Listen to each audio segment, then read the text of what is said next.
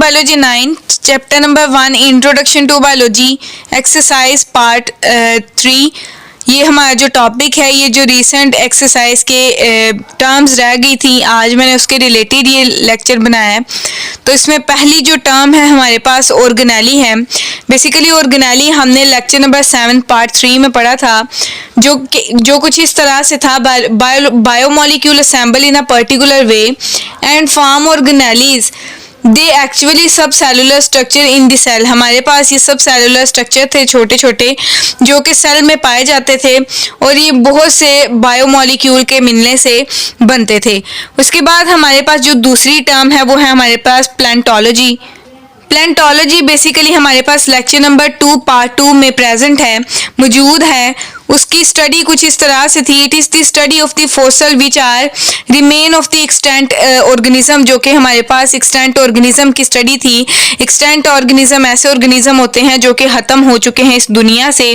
तो ये सारी प्लांटोलॉजी उसके बारे में स्टडी, ये ब्रांचेज ऑफ बायोलॉजी के लेक्चर नंबर 2 पार्ट 2 में प्रेजेंट है। उसके बाद ही हमारे पास पैरासाइट।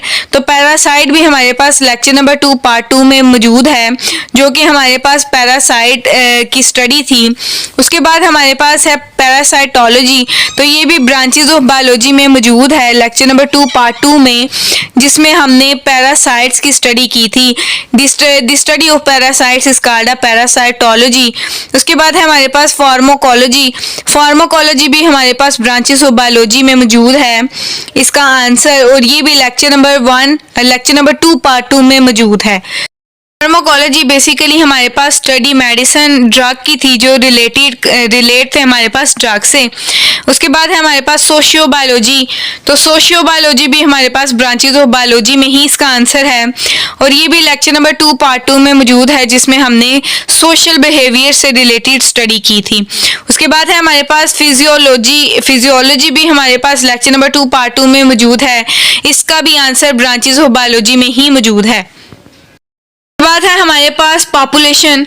तो पॉपुलेशन हमारे पास लेक्चर नंबर 7 पार्ट 7 में मौजूद है, जिसमें हमारे पास स्टडी बेसिकली ऐसे ऑर्गेनिजम्स की थी जो एक ही जगह पर और एक ही टाइम पर एक ही प्लेस पे मौजूद होते हैं। इसकी डेफिनेशन इस तरह से थी, population is defined as the group of organism of the same species located at the same place and in the same time is called as population। उसके बाद प्रोकैरियोट्स थे हमारे पास। तो इसका आंसर हमारे पास लेक्चर नंबर 8 में मौजूद है। प्रोकैरियोट्स हमारे पास ऐसे ऑर्गेनिज्म थे जिनमें वेल डिफाइंड न्यूक्लियस प्रेजेंट नहीं होता था। उसके बाद थे हमारे पास प्रोटिस्ट। तो प्रोटिस्ट भी हमारे पास लेक्चर नंबर 8 में मौजूद है, इसका आंसर। उसके बाद थी साइंस हमारे पास लेक्चर नंबर 1 में प्रेजेंट है, जो हमारे पास ऐसा इल्म था जो हमें ऑब्जर्वेशन और एक्सपेरिमेंट से हासिल होता था। उसके बाद थी सर्जरी हमारे पास lecture number 1 career in biology में मौजूद है, इसका स्कोप भी मौजूद है, और ये भी चीज़ मौजूद है कि इसकी स्टडी हम किस प्रोफेशन के बाद कर सकते हैं। उसके बाद है टैक्सोनॉमी। तो टैक्सोनॉमी बेसिकली हमारे पास क्लासिफिकेशन थी, और इसमें हम नेमिंग भी करते थे ऑर्गेनिज्म की। इसका भी आंसर हमारे पास lecture number 2 branches of biology में मौजूद है। उसके बाद है हमारे पास टिश्यू। तो टिश्यू हमारे पास लेक्चर नंबर 7 पार्ट 4 में मौजूद है, और इसका आंसर टिश्यू लेवल में मौजूद है। टिश्यू हमारे पास ऐसे group of cell, similar cell थे जो एक साथ मिलकर और एक ही काम परफॉर्म करते थे। उसके बाद है हमारे पास वॉल्वॉक्स हमारे पास लेक्चर नंबर 8 में इसकी डिटेल मौजूद है, जो कि हमारे पास कॉलोनी बनाकर ऑर्गेनिज्म रहते थे। उसके बाद है ज़ूलॉजी हमारे पास स्टडी ऑफ एनिमल थी, जिसकी डिटेल हमारे पास लेक्चर नंबर 1 में मौजूद है, जिसमें हमारे पास ब्रांचेस थी बायोलॉजी की। तो बायोलॉजी की ये 3 ब्रांचेस हमने पढ़ी थी, बॉटनी, ज़ूलॉजी और माइक्रोबायोलॉजी, और उसमें ज़ूलॉजी वो वाली हमारे पास ब्रांच थी जिसमें हम एनिमल की स्टडी करते थे।